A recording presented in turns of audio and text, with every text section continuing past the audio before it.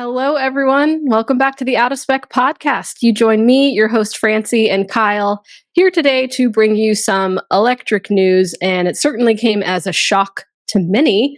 And while there's a lot of speculation on this topic of the major layoffs from Tesla, specifically those in the charging organization and in the public policy group at Tesla, we don't have all the details. We aren't insiders at Tesla. We don't have a ton of insider information, but we thought, hey, let's lay it out on the table on what we do know because this is a significant event in the industry. So, Kyle, lay it out for me. We found out this morning because people started posting that they had lost their jobs at Tesla.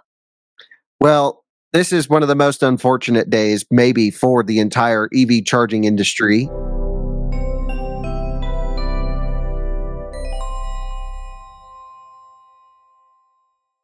This episode is made possible by the support we get from Fort Collins Kia. If you are in the market for any electric Kia, not only do they never add market adjustments, they will deliver your car to you anywhere in the 48 contiguous states for out-of-spec viewers. More information in the link in the show notes. We don't know what's going on. And like you mentioned, it's really crazy. Apparently, sometime last night, so that would have been early morning, April 30th, I think at 3 a.m., a mass email went out letting go not just a few key executives on the supercharging team, which we'll mention, also a lot of people that we know were let go, but just like a massive amount of people. I've heard reports of hundreds. Someone said 500. I don't know if it's that many, but at least a significant number of people were let go from Tesla's supercharging and charging operation and public policy.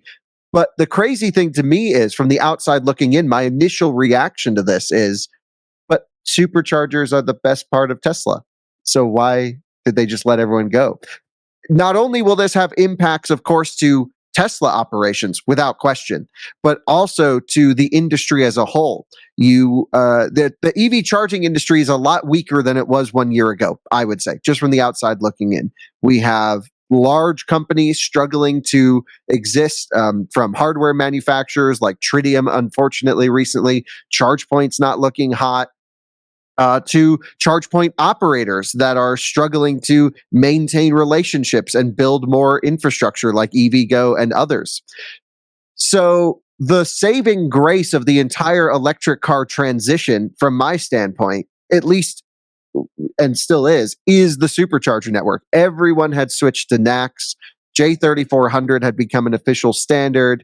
And finally, a reliable charging network was accessible and is accessible to more than just a single vehicle manufacturer, just Teslas.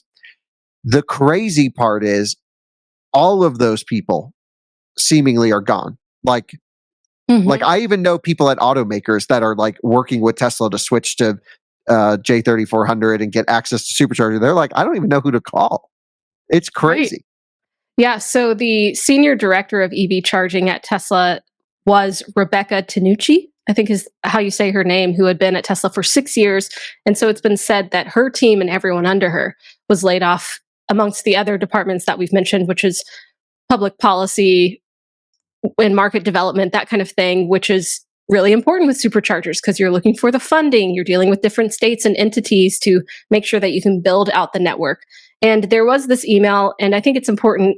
Tesla hasn't commented on this. Tesla is notoriously doesn't reach out with their media team and really make things known. But we are reporting on what we know. But technically, this isn't fact, although there are people from Tesla on LinkedIn, multiple posts. Multiple is an understatement. Tons of posts I was scrolling through on LinkedIn of folks saying, I woke up this morning and me and my team no longer work at Tesla. So I do think that it has happened. The magnitude of it is what really shocks me, because if it is just whole swaths of people, 500 whole teams, 2 different departments, that does seem like a very dramatic shift to me. And the idea that this could be restructuring seems a little bit odd, because it seems like you're wiping out an entire team. You're not really restructuring them around or reallocating the talent and the people at your company. So I do think that's an interesting take that I I don't really know because, again, I don't have the insider knowledge, but I do think it's important too.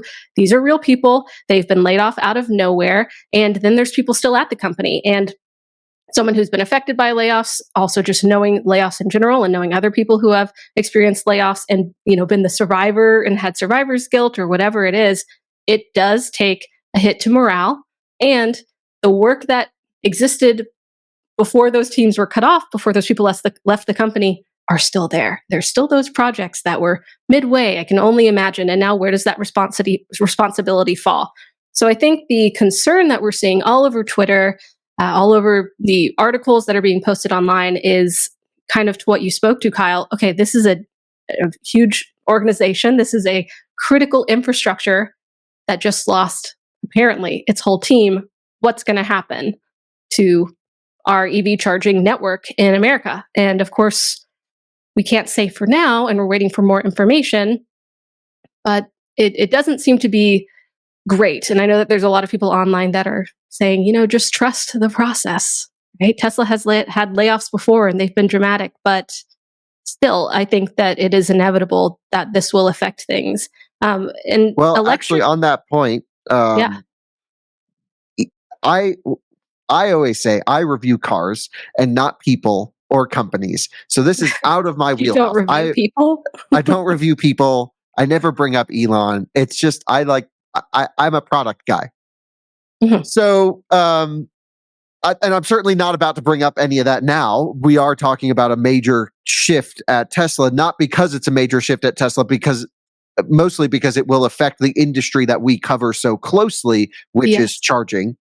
And with all of that said, I think it's just important to say we probably and definitely don't have the full picture from the outside looking in.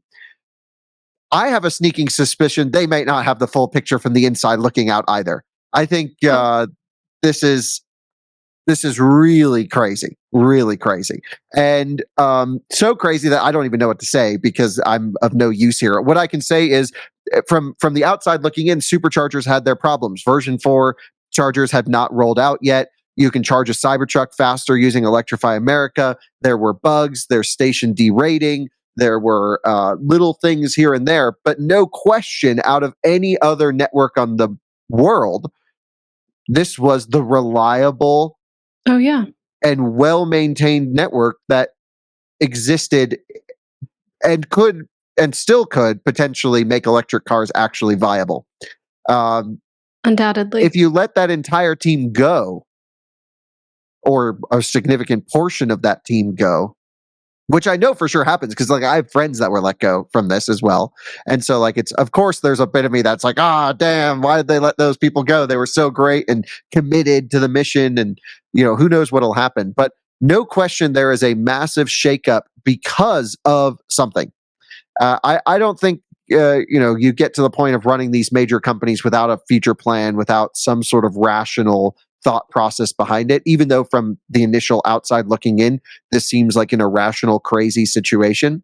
I think it might pave the way for some exciting new developments in the future. I'm trying to remain positive here, but no question in the short term, things are going to take a hit.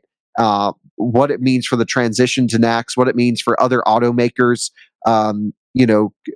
sort of trust in Tesla to actually partner with them when they just did something like this at such a critical moment in the network's, sort of growth stage.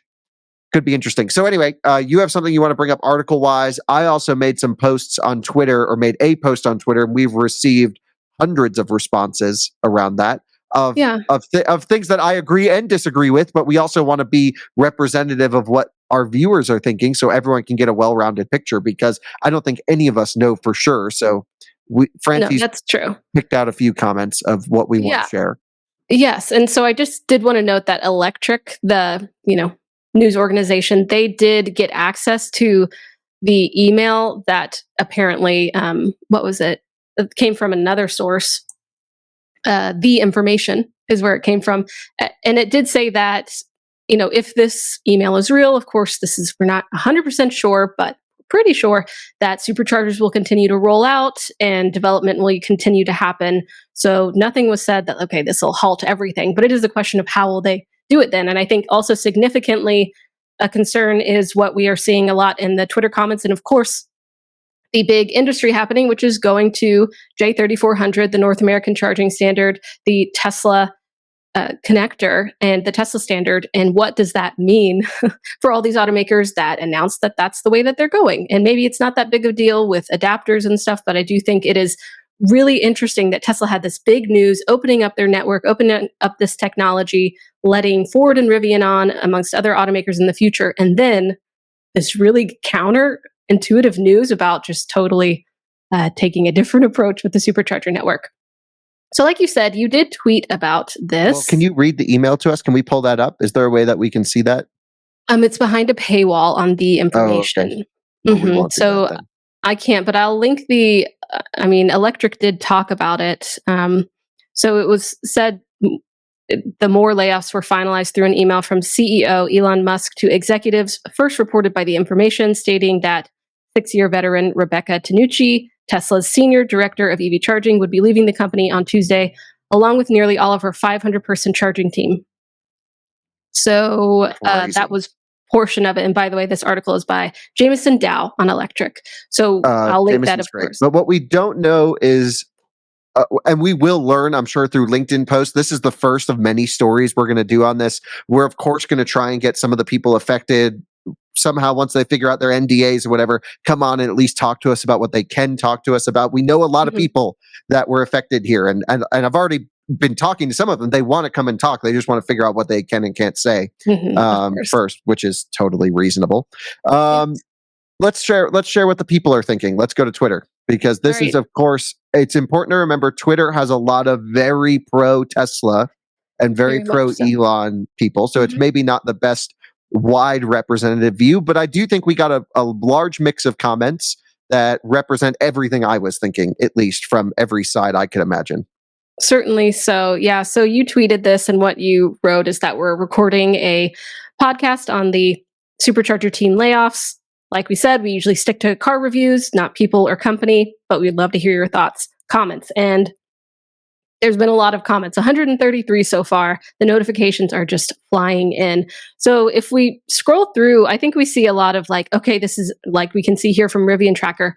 Okay, this is opportunity. Who might we see step in? Which I think is interesting. But like you said, there's not a lot of huge, strong players in the industry of charge point operators and these EV charging providers. Well, if you look at charge point operators, they've been having layoffs themselves.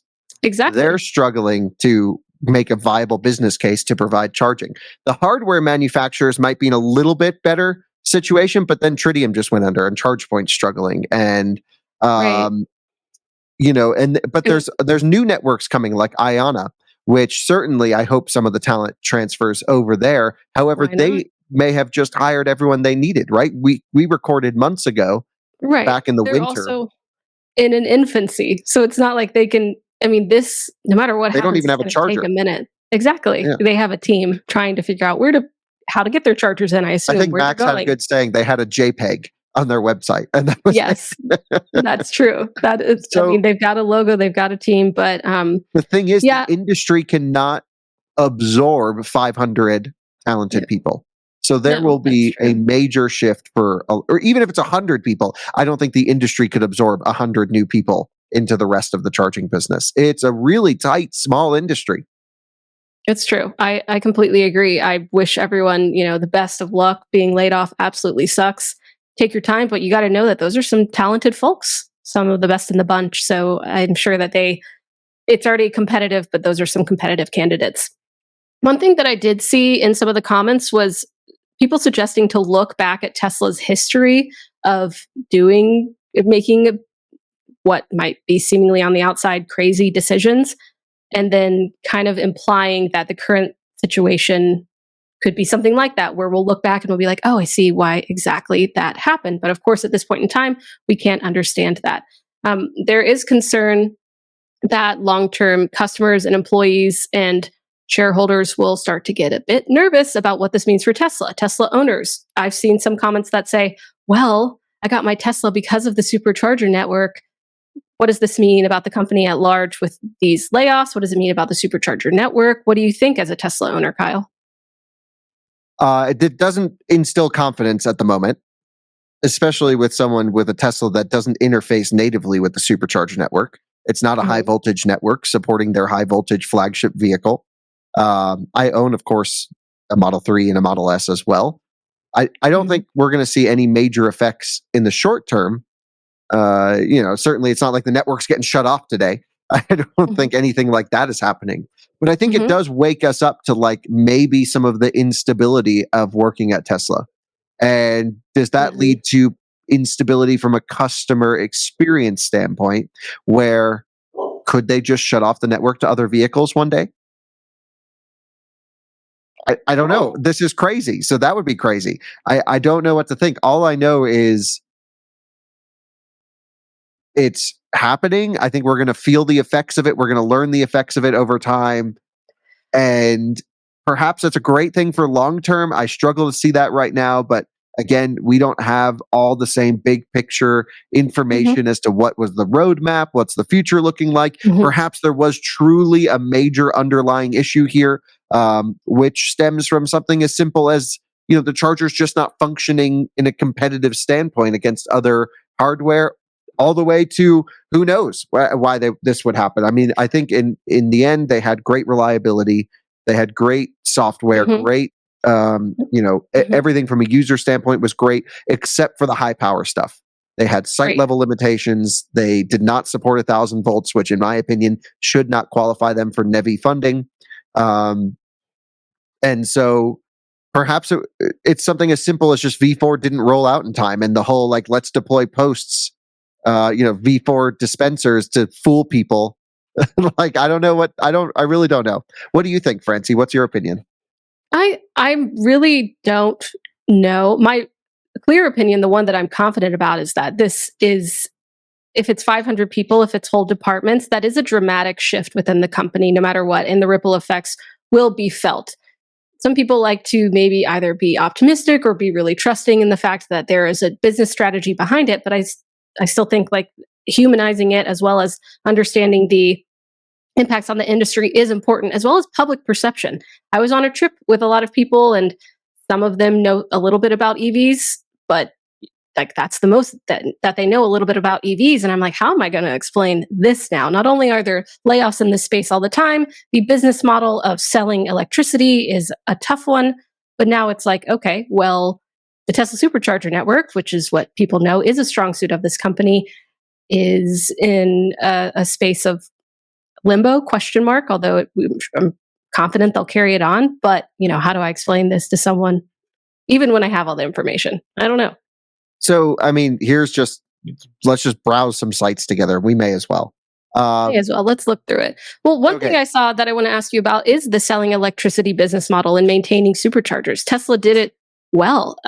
Do you think that would actually, that wouldn't be a motivation to do this, because I think they're going to have the supercharger network running no matter what? I mean, is it just cutting costs? Yeah, I don't know. Maybe they're like, oh, everyone did their job. Now it's great. See you later. I really don't know. That's the thing. But I will say, here's Will commenting on, who's an out of spec viewer, by the way. Confirmed he worked on the Supercharger team. Elon has let our entire charging organization go. What this means for the charging network, NACS, and all the exciting work we were doing across the industry, I don't know yet. Yeah. Crazy. And then it's like, people are like, oh, this isn't real. And it's like, yes, believe what you want, folks. Tesla charging is no more. I can't believe that Tesla charging is no more. So I mean, this is, and then, make it all obsolete. It's pretty crazy to think about what's going on here. Let me just head over to my profile and comments just for a moment, because I mean, people are of course pissed. This is an interesting comment. NACS is the national standard now. Why does Tesla need a supercharger team? Public companies with public money will take care of it now. Perhaps there was just no ever way for the supercharger network to become profitable. I find that hard to believe. I think they had the best chance of anyone. High utilization, building hardware in-house, reducing costs, and the quickest deployments, and maybe even the best deployments. I agree. Our friend Chris Dirty Tesla is commented, Tesla is a company with a history of doing crazy things and wouldn't exist as we know it today without that culture. Maybe look Mhm. back at some of the crazy news from the past. In hindsight, make more sense. We have mentioned that on this show too.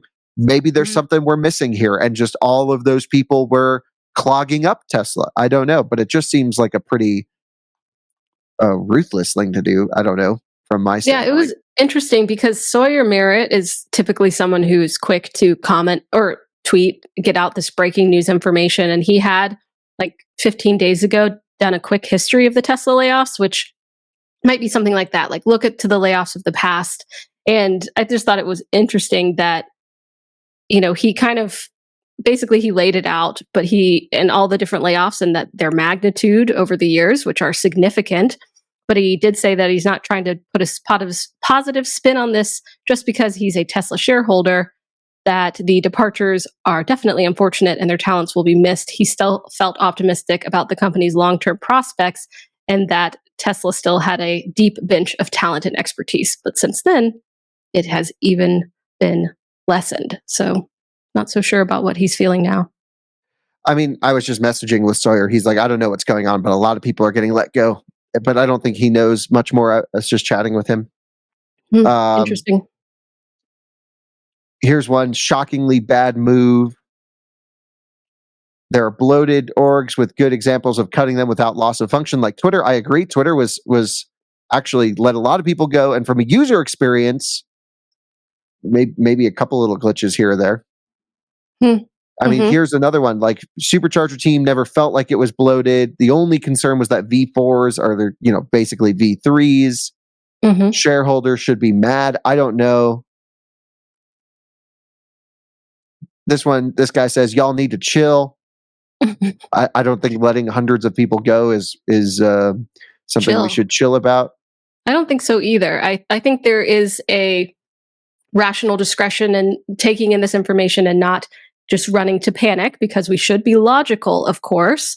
But it is reality that this is a significant number of people and the department, especially. Like, of course, marketing is a really important department and they had layoffs there. But the fact that this is critical infrastructure it just puts it on a different level, in my Yeah, I'm opinion. I'm just searching Tesla layoff here on LinkedIn for everyone. That's what I was Um, doing. It so is here's Will. I mean, go to posts. yeah, Yeah. So luckily on LinkedIn, you can go by posts. And if you look like Tesla Supercharger, you get a whole list of people. And a lot of people are here's listing everyone who is on their team as well. here's Jennifer from Lucid, and basically saying that Lucid's ready to grab some talent. Yeah, that's good. Yep. I wonder where they'll go. There are, the few contenders in the EV charging space. There's also a lot of smaller companies. Maybe it's an automaker. Who Yeah, I mean, knows? here's a lot of Tesla colleagues reaching out saying, of course, what's going on with them, like just trying to offer support. Either way, it's not a good thing for company morale. I mean, let's just say Tesla is trying to, at the end of the day, just to keep up some fresh comments and just keep scrolling on Twitter. Yeah. Um, who's going to want to work for Tesla if this is the way they handle employees? So this is something that I think about a lot because as as someone who hasn't managed or run a big business, of course, but I have been a part of them, I think about this in the way that, Tesla and other tech companies have, approach where it's like sink or swim. You want to be a part of our team, you figure out how to work with us. But company culture and enjoying where you work and enjoying your workplace and being excited to come to work and having friends in the workplace leads to better teams. It leads to better outcomes, in my opinion. So I think some people are like, well, just get on board with it, or don't come to Tesla, or don't come to this company if you can't hang with the way that we do things. Obviously, somehow it works sometimes, but I just don't really think that it is the way to attract the new age of the way that our workforce thinks either, which is holding different values where you want to be valued in your workplace and respected and have an idea of the insight of the leaders that you are working for, working with. And something like this, personally, I think a lot of people are blindsided, and it probably doesn't leave a good taste in a lot of people's mouths. And being on the inside, not knowing what project is now going to come onto your plate because many of your colleagues were laid off, I think that's pretty shocking as well, and wouldn't be a great feeling. So I don't know. I'm not pro very much these harsh work environments. I see that results can come from them, but I don't think that it is the way that it has to be, personally. That's why you work for Out of Spec. Go to France for 2 weeks, whatever. Yeah, I've worked in other great work environments too, though, where people value what their employees value, and I think that's really significant. So there's a lot of different management types in all different businesses and organizations. I don't look, this is out of my the most wheelhouse. successful ones are the best. Yeah, I think it's don't out know. of all of our wheelhouse.